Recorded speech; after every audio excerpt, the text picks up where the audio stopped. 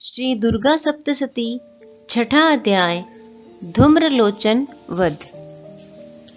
मैं सर्वज्ञेश्वर भैरव के अंक में निवास करने वाली परमोत्कृष्ट पद्मावती देवी का चिंतन करता हूँ। वे नागराज के आसन पर बैठी हैं। नागों के फणों में सुशोभित होने वाली मणियों की विशाल माला से उनकी देहलता उद्भाषित हो रही है। सूर्य के समान उनका तेज है।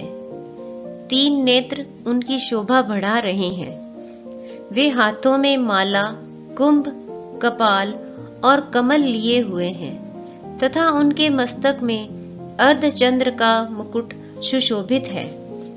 ऋषि कहते हैं, देवी का यह कथन सुनकर दूत को बड़ा अमर्ष हुआ और उसने दैत्यराज के पास जाकर सब समाचार विस्तार पूर्वक कह सुनाया। दूत के उस वचन को सुनकर दैत्यराज कुपित हो उठा और दैत्य सेनापति धूम्रलोचन से बोला, धूम्रलोचन, तुम शीघ्र अपनी सेना लेकर जाओ और उस दुष्टा के केश पकड़कर घसीटते हुए उसे बलपूर्वक यहाँ ले आओ।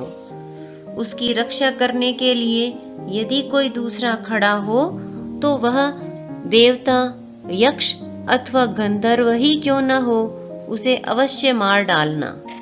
ऋषि कहते हैं, शुंभ के इस प्रकार आज्ञा देने पर वह धूम्रलोचन दैत्य 60,000 असुरों की सेना को साथ लेकर वहां से तुरंत चल दिया। वहां पहुंचकर उसने हिमालय पर रहने वाली देवी को देखा और ललकार कर कहा, अरे तू शुंभ निशुंभ के पास चल। यदि इस समय प्रसन्नता पूर्वक मेरे स्वामी के समीप नहीं चलेगी तो मैं बलपूर्वक झोंटा पकड़कर घसीटते हुए तुझे ले चलूंगा। देवी बोली, तुम्हें दैत्यों के राजा ने भेजा है। तुम स्वयं भी बलवान हो और तुम्हारे साथ विशाल सेना भी है। ऐसी दशा में यदि मुझे बलपूर्वक ले चलोगे तो मैं तुम्हारा क्या कर सकती हूँ। ऋषि कहते हैं, देवी के यूं कहने पर असुर धूम्रलोचन उनकी ओर दौड़ा। तब अंबिका ने हुं शब्द के उच्चारण मात्र से उसे भस्म कर दिया। फिर तो क्रोध में भरी हुई दैत्यों की विशाल सेना और अंबिका ने एक दूसरे पर तीखे सायकों, शक्तियों तथा फरसों की वर्षा आरंभ की। इतने में ही देवी का वाहन सिंह क्रोध में भरकर भयंकर गर्जना करके गर्दन के बालों को हिलाता हुआ असुरों की सेना में कूद पड़ा।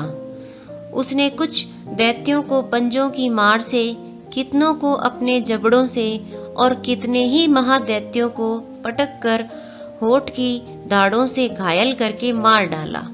उस सिंह ने अपने नखों से कितनों के पेट फाड़ डाले और थप्पड़ मारकर कितनों के सिर धड़ से अलग कर दिए। कितनों की भुजाएं और मस्तक काट डाले तथा अपनी गर्दन के बाल हिलाते हुए उसने दूसरे दैत्यों के पेट फाड़कर उनका रक्त चूस लिया। अत्यंत क्रोध में भरे हुए देवी के वाहन उस महाबली सिंह ने क्षण भर में ही असुरों की सारी सेना का संहार कर डाला। शुंभ ने जब सुना कि देवी ने धूम्रलोचन असुर को मार डाला तथा उसके सिंह ने सारी सेना का सफाया कर डाला, तब उस दैत्यराज को बड़ा क्रोध हुआ। उसका होंठ कांपने लगा।